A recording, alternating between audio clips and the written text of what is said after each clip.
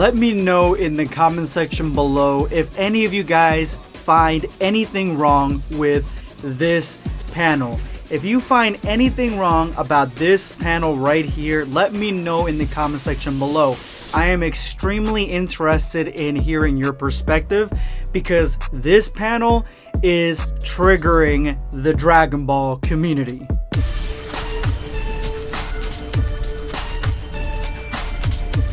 Prepare yourself, Dan Saiyan. If you are new to the channel, make sure to hit that subscribe button and turn on notifications. That way you never miss a video.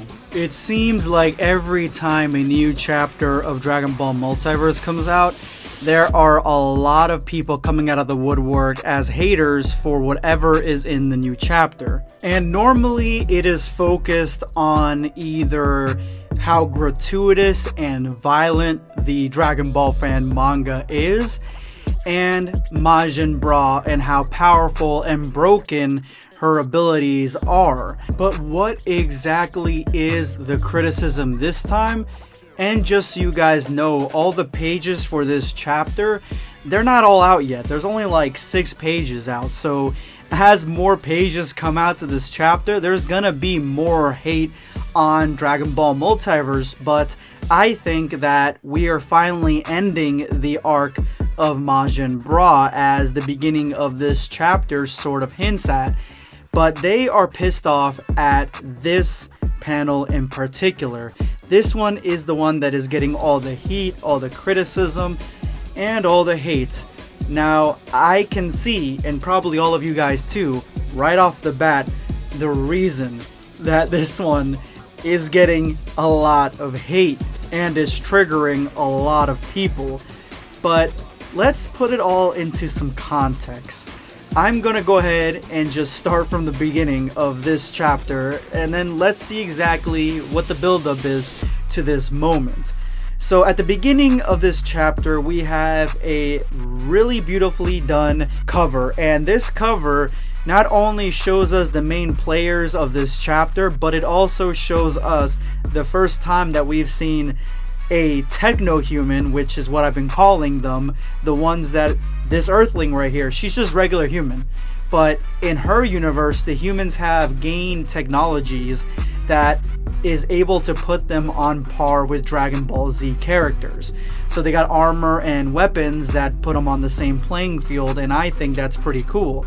But she's the last one of the ones that are left on in the arena. She's one of the last ones left.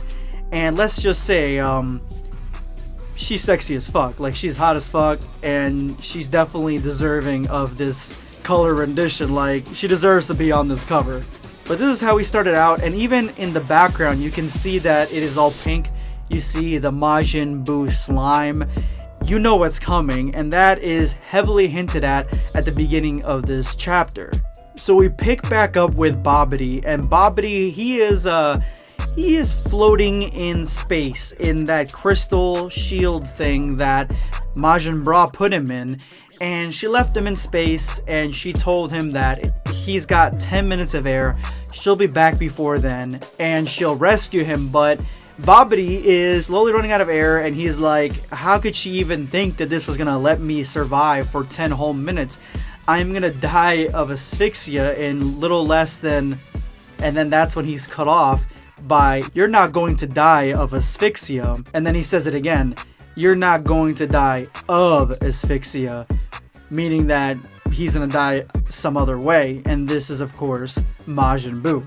So I have 3 theories about what's gonna happen in the future. Number 1, Majin Buu absorbs Babidi, but if he absorbs Babidi, the only problem that I see is that he becomes this sort of weak, maybe powerful and magic Buu, and that wouldn't be a very good trade-off, even though he would have access to all the Majin marks and he would have control over Majin Bra.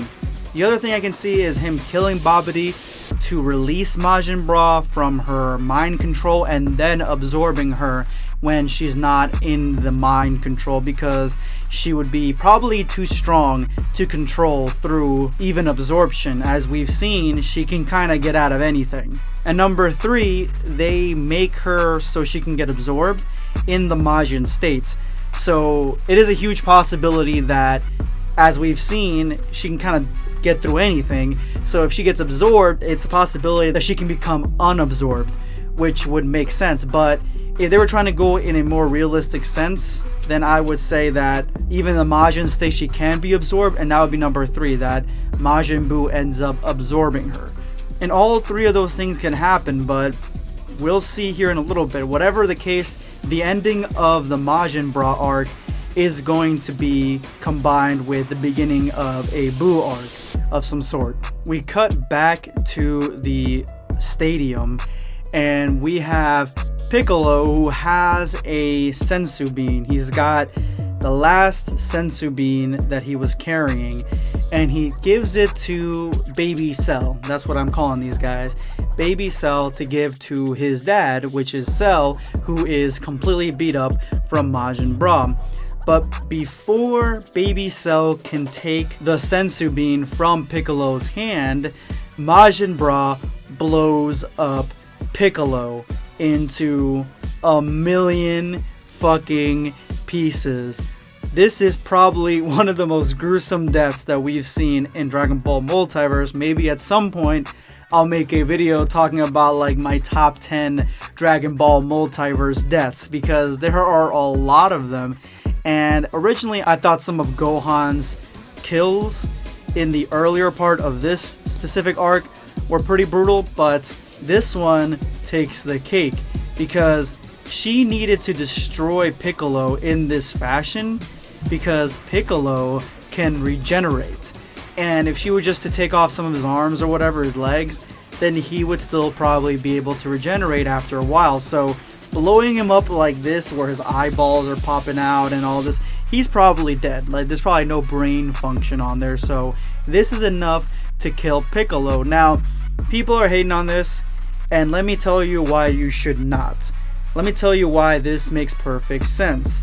Number 1, this is a Vegeta and basically sort of like a Frieza technique. This sort of instant blow up. Babidi sort of does it to one of his henchmen too. He makes his henchman blow up on his own. But going back to Vegeta, Vegeta does this to, I believe, Pui, and he throws him up and he blows him up with his fingers. He's dead. Frieza does the exact same thing with Krillin. Floats him up in the air, blows him up. We don't actually get to see those explosions. So what people could hate about this and could be triggered by this is how gruesome it is that we actually get to see the explosion. We get to see the character splitting up into pieces, blowing up, all gruesome. That could probably be the case. I'm telling you guys right now, Multiverse is the most gruesome Dragon Ball property that we have in our disposal. I've covered hundreds of Dragon Ball fan mangas at this point, fan projects, fan videos, and sprite battles, things like that. And Multiverse takes the cake for gore. So that may be the reason that people are upset with this, because of the blood and gore. I don't see it, because I like that kind of stuff. If you don't think that stuff belongs in Dragon Ball, well, you should look at Dragon Ball. There are a lot of gruesome moments in there. And I think that this is a little bit taking like one step further and more frequent. But I feel like Multiverse is more realistic in the sense that it shows you realistically what would happen if characters with these abilities, people with these abilities, beings with these abilities attack people with ki blasts and punches that were well below their power levels. Like, this is kind of what would happen. Another reason that people are pissed off about this, I could see, is that it's Majin Bra doing it.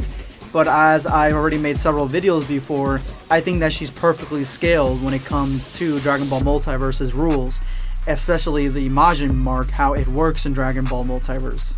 And lastly, the only other thing that I can think of is Piccolo. People don't want to see Piccolo die, especially in such a undignified manner, but he does. And I don't know, we already seen one Piccolo die, so having another one die to me doesn't really make much difference. But it is smart for her. She's taking out the guy that can, you know, bring the sensu beans to the other guy. So she absolutely is very strategic in doing this, and it makes sense. And she takes complete and utter pleasure in this. And Gohan looks like he's just seen a ghost. Like there's no way to beat this girl.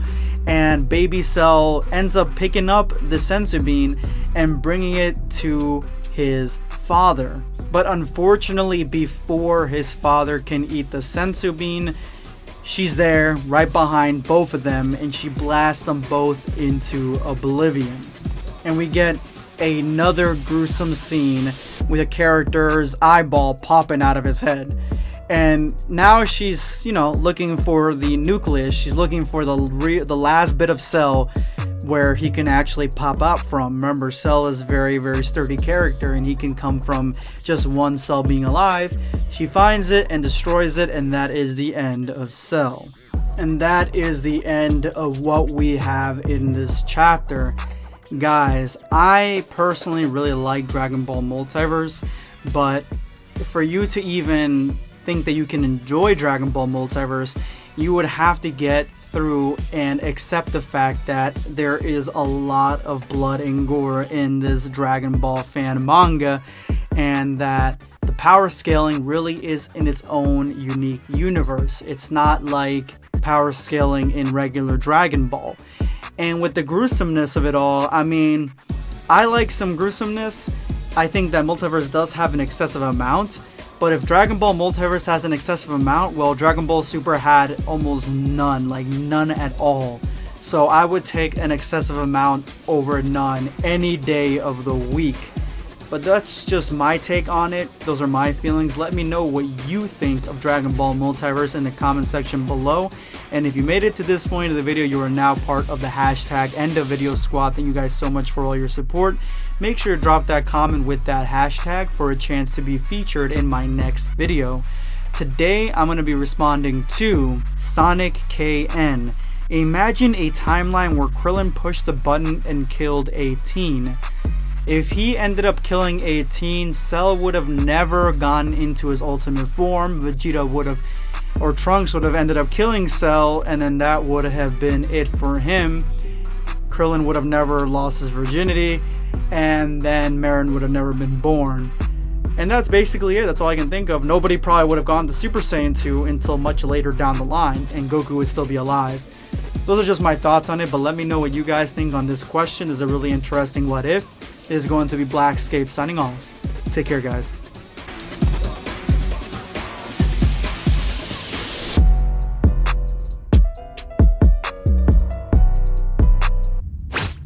Subscribe for more content.